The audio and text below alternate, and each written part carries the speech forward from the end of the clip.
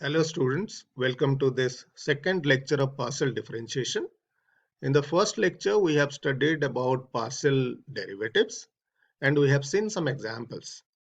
In this lecture, we are going to study higher order partial derivatives and geometrical interpretation of differentiation.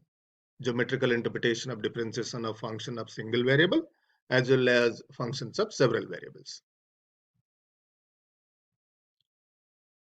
Partial derivative of higher order, let z be a function of two variables x and y.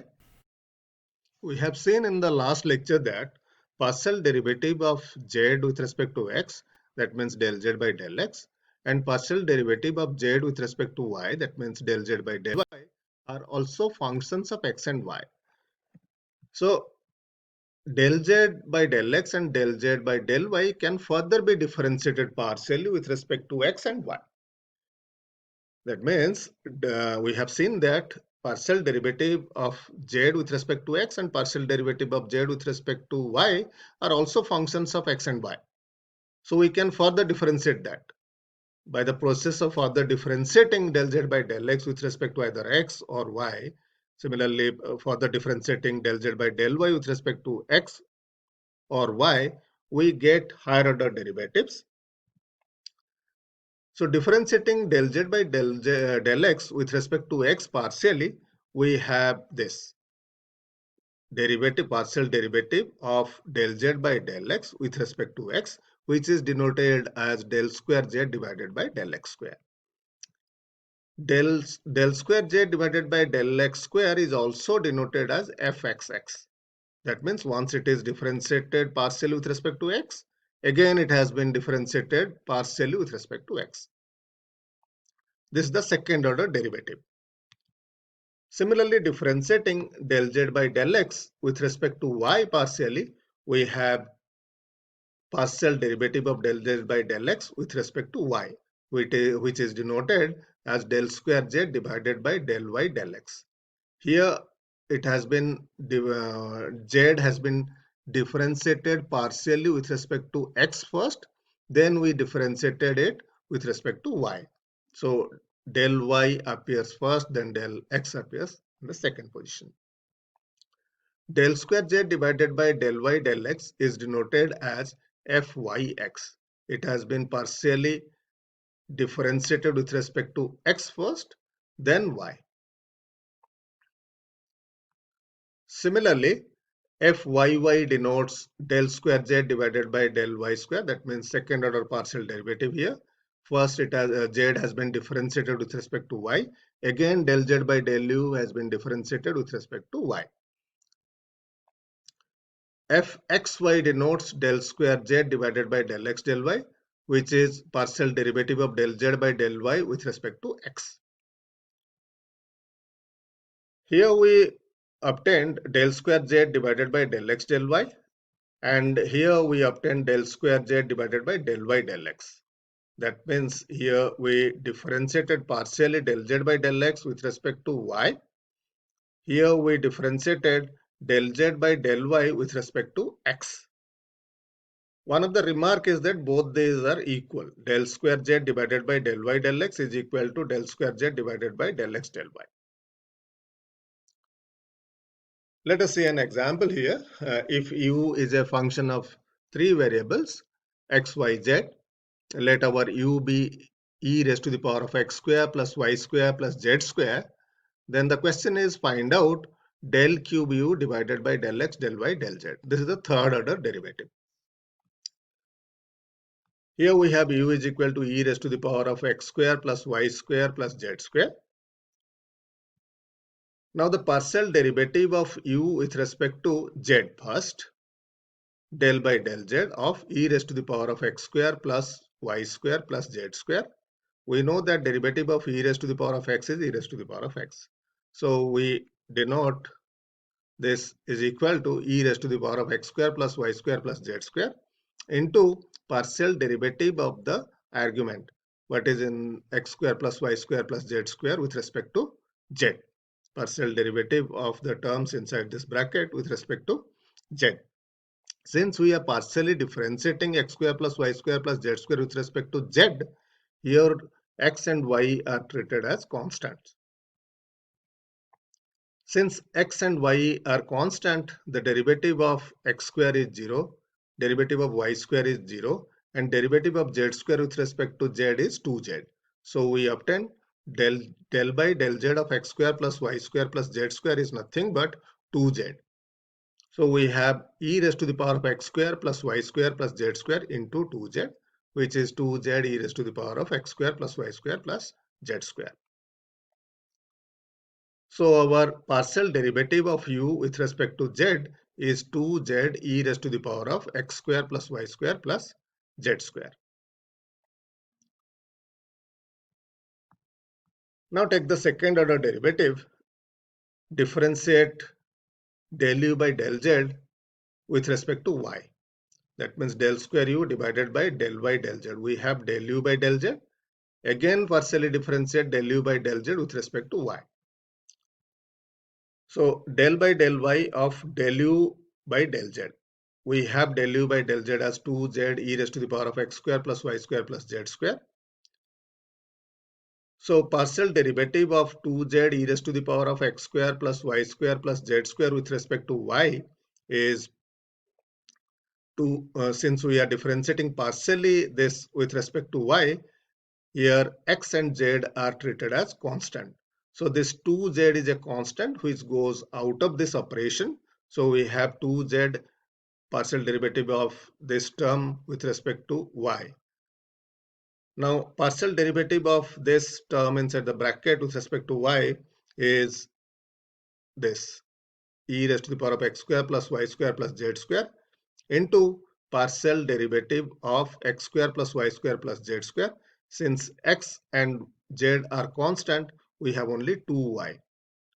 Partial derivative of y square is 2y. So we get 4yz e raised to the power of x square plus y square plus z square. So now we have with us del square u divided by del y del z is equal to 4yz e raised to the power of x square plus y square plus z square. Again differentiating this with respect to x, we have del cube u divided by del x del y del z. Initially we have del square u divided by del y del z. We are differentiating again this with respect to x. That means del by del x of del square u divided by del y del z. Del square u divided by del y del z is 4yz e raised to the power of x square plus y square plus z square. Now partial derivative of this term with respect to x is, since we are differentiating this partially with respect to x, here y, z are treated as constant. So this 4yz goes out of this operation. Now we have 4yz del by del x of e raised to the power of x square plus y square plus z square. Since we are differentiating this partially with respect to x, y and z are constant. So we have e raised to the power of x square plus y square plus z square, and derivative of x square plus y square plus z square with respect to x is 2x, because y square is constant, derivative of y square is 0, derivative of z square is 0. Only thing remains is derivative of x square, and derivative of x square is 2x. So 2x get multiplied with 4yz, which is 8xyz, and e raised to the power of x square plus y square plus z square. So this is the third order derivative of u,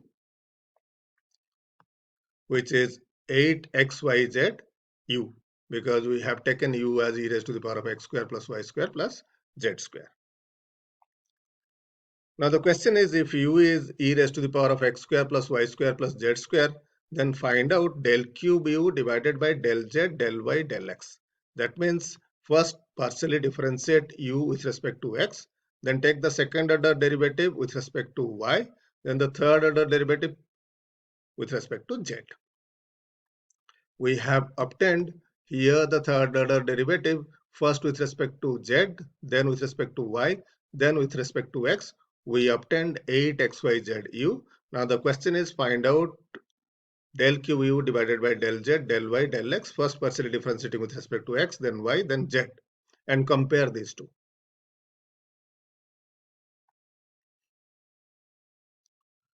Now the geometrical interpretation of differentiation of functions of single variable. First we'll study about the geometrical interpretation of function of single variable, which can be further extended to the function of several variables. Here we have x, y axis, and we have a function here y is equal to fx. This is our y is equal to fx. Now take a point x on the x-axis. Since every point on the x-axis we have some values for y. If our x is here, f of x is here. If our x is here, then f of x is here. So our f of x for this particular x is f of x is this. Give a small increment to this x. That means take x plus delta x somewhere here. So our new point here is x plus delta x, which is obtained by giving a small increment delta x to the point x. So the value of the function f changes. Here we have fx at x. So at x plus delta x, the value of the function is f of x plus delta x, which is this.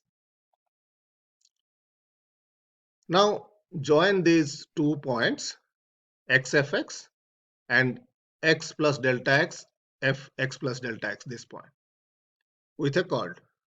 This is our second line. Now, this is our fx and this is our fx plus delta x. So the difference of these two values is fx plus delta x minus fx is this portion.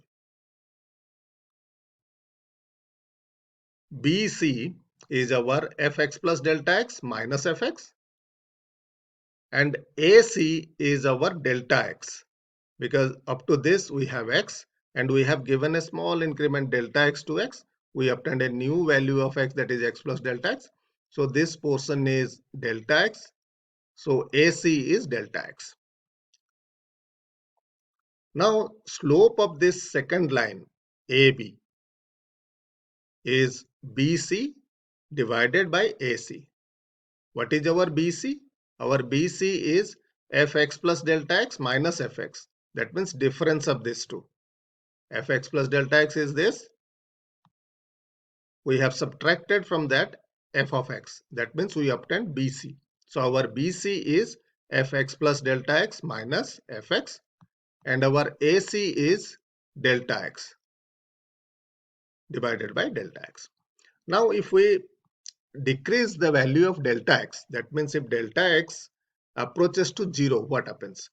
Let us give a small, let us reduce the size of delta x, then this x plus delta x moves towards x like this. Initially it was here, we have reduced the size of delta x, so x plus delta x goes close to x, and in the process what we are observing that this B is continuously moving towards A. This point B is continuously moving towards A. If we further decrease the value of delta x, then this B moves further closer to A. It was initially at this place. We decrease the value of x, delta x, B goes close to A. If we decrease again delta x, then it goes to very close to A. Similarly, the difference here x and x plus delta x is also approaching to 0. That means delta x is approaching to 0. From the definitions of derivative of the function y is equal to fx, we know that dy by dx is equal to limit delta x tends to 0, f of x plus delta x minus fx divided by delta x.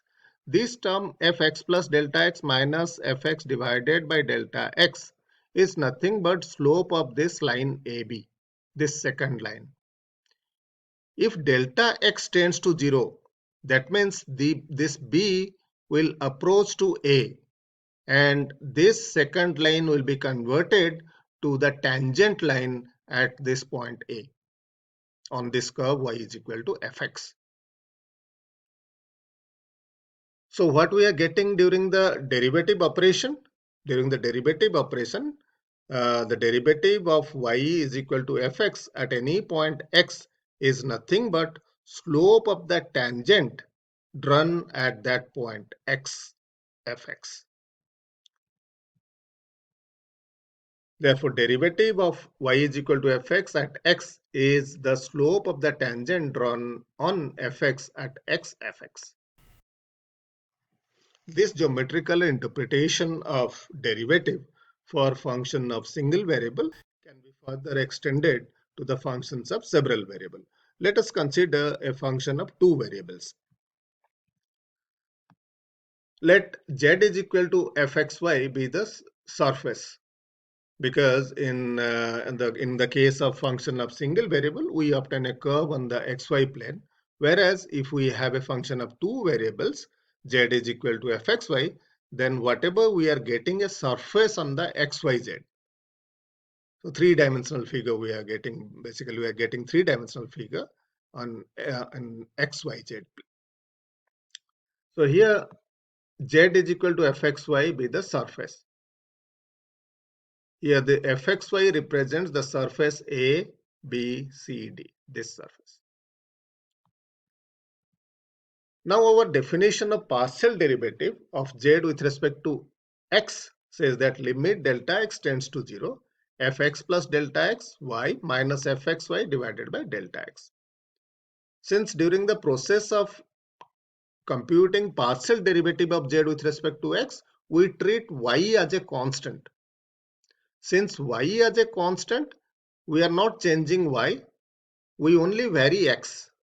So a small increment to x is given, that is x plus delta x. Accordingly, the value of the function will change.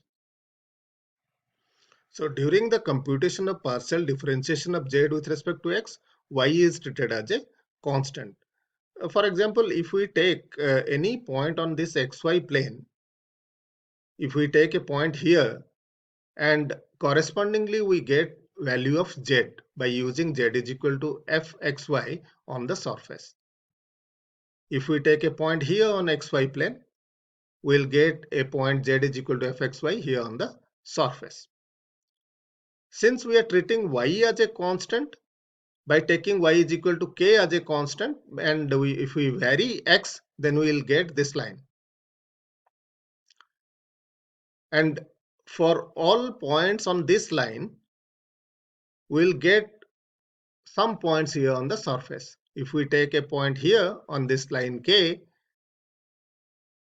we'll get a point here on z is equal to fxy. Similarly, if we take a point here, we'll get here a point. So by using z is equal to fx for values on this line, we'll get a curve EF on the surface. This is a two-dimensional curve. If we take a plane on this line K parallel to XZ plane, the plane will cut this surface ABCD on this curve. So finally, we have a curve EF, two-dimensional curve EF, which can be treated as a function of single variable, and we have seen the geometrical interpretation of differentiation in the case of functions of single variable, which is nothing but the slope of the tangent drawn at a point. So the same case applies here, because we have a curve here which is a two-dimensional figure. So the slope of the tangent drawn on the curve EF is the partial derivative of z with respect to x. Similarly, if we take partial derivative of z with respect to y, in that case we have to fix, or we have to treat x as a constant. So we'll obtain a line parallel to y-axis. That means partial derivative of z with respect to y is nothing but limit delta y tends to 0 f x y plus delta y minus fxy divided by delta y. That means we have given an increment to y, but x remains constant. We treat x as a constant while we compute the partial derivative of z with respect to y. In that case, X doesn't change, but Y varies. So we'll get a line parallel to Y axis. So on this line parallel to Y axis, we can get corresponding points on the surface. If we take a point here, we'll get a point here on the surface. If we take a point on the line, we'll get another point here. If we join those points, we'll get a curve on this surface ABCD. That curve will also be a two-dimensional curve, which is parallel to the YZ plane. So slope of the tangent drawn on that curve is the partial derivative of z with respect to y. This is all about the geometrical interpretation of partial differentiation of a function of two variables. In the next lecture, we'll study about homogeneous functions and Euler's theorem.